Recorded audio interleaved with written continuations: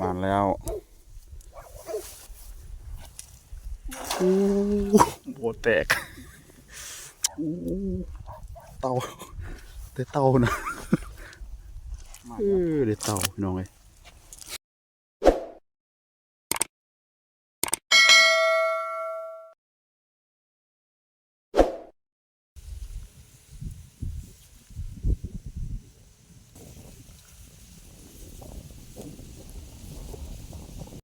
สบายดีพี่น้องปองปายมาทุกคนเนาะวันนี้ก็ทางซองวิธีชีวิตบ้านนอกพาพี่น้องมาโคงแห่คือเก่าพี่น้องเอ้ยบ่ได้โคงแห่ลายมือเติมเนาะจากอีพีที่แล้วโอ้โหพวงได้ลายเติมมาใช้พี่น้องเบิ่งไม้ที่เฮาควงเนาะ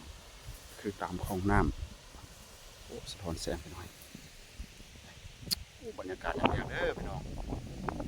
อยู่ที่เกาหลีใต้พี่น้องหลังจากเลิกเวียกเลิกงานแล้วก็พาพี่น้องมาหาอยู่หากินเนาะพี่น้องเราลุ้นกันว่าสิมานบ่มื้อนี้เมื่อวานนี่กับมาเนาะบ่ได้ถ่ายพี่น้องเบิ่งว่าฟ้าลมแห้งครับเนาะก็เลยบ่ได้ถ่ายคลิปแต่ปลาหลายเติบ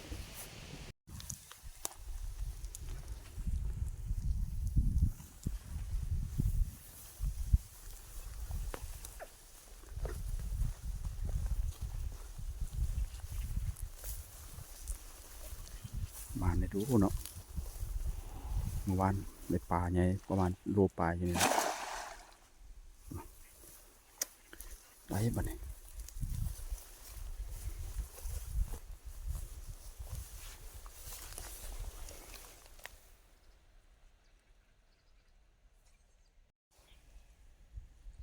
โอ้ดิบ่ได้จักโตบัดนี้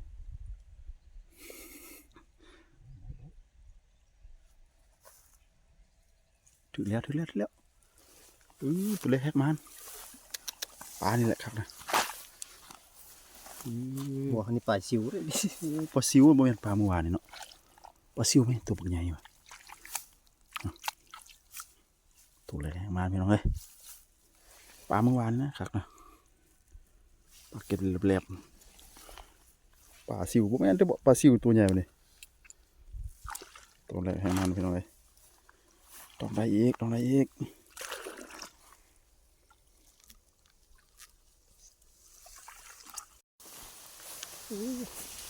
บังหกบนทางเลยนี่เอาเมื่อวานนี้เนี่ยน้อย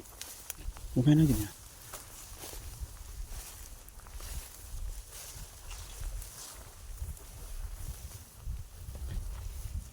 คนเกาหลีเขาจะมาทางหญ้าเนาะ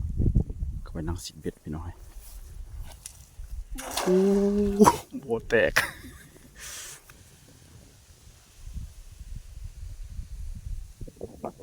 พี่น้องเบิ่งบรรยากาศยามแรงตะเป็นไก่สิตกแล้วเต่าได้เต่านะได้เต่าพี่น้องเลยเดี๋ยวเต่ายังวะงามเนาะเต่าเนาะเดี๋ยวหดเต่าพี่น้องควงแห่ปล่อยมาแล้วปล่อยลงน้ำเด้อไปก่อน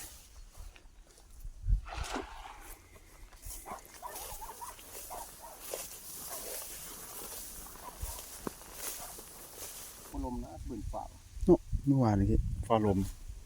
ยังได้ป่ามื่อนี้คือบุไรสัน ปลาน้อยหลายแทนบุญ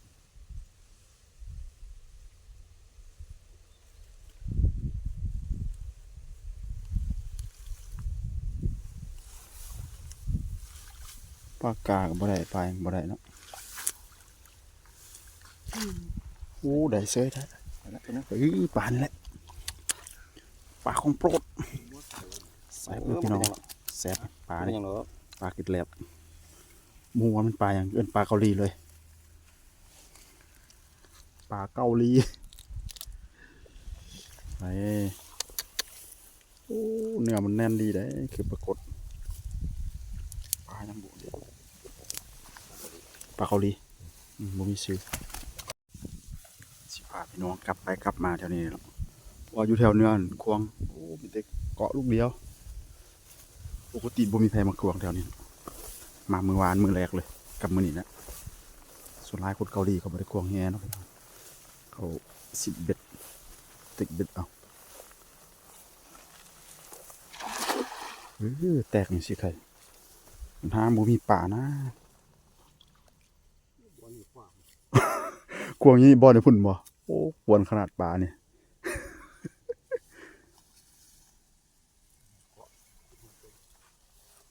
โอ้พี่ตีนบ่จม ตัดบ่ออกเนาะข้าง อืมสัตว์ออกนอกมันนี่ป่าเดียวนะโอ้ปากกาก็บ่ถึกเมื่อวานยังได้ปากกาเนาะมาแล้วมาแล้วมาโอ้ยสุดนี่จะกลับคืนเลาะควงบอนเก่าพี่น้องเลยมันบอนควงแหมมันยากดิมันมีเป็นปองเป็นปองเนาะบางบอนก็คาไปมันปานใดดู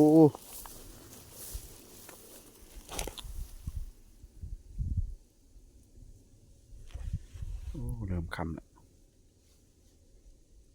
ป ๆผม กติ ทำได้ดีกว่านะ ปกติคำสีได้นะ ออกปัญญา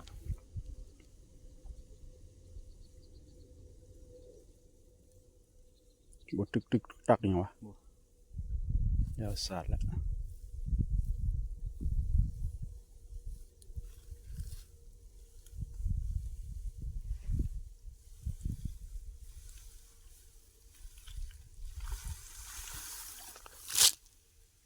โอ้เนี่ยปากกา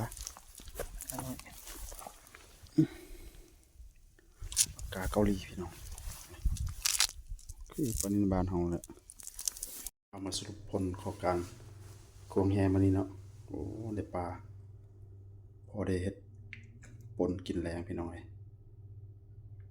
บ่มานปานใดเนาะเอาสำหรับคลิปนี้ก็ฝากไว้พอสำนี้เด้อพี่น้องคลิปหน้าจะไปพอกันใหม่เนาะ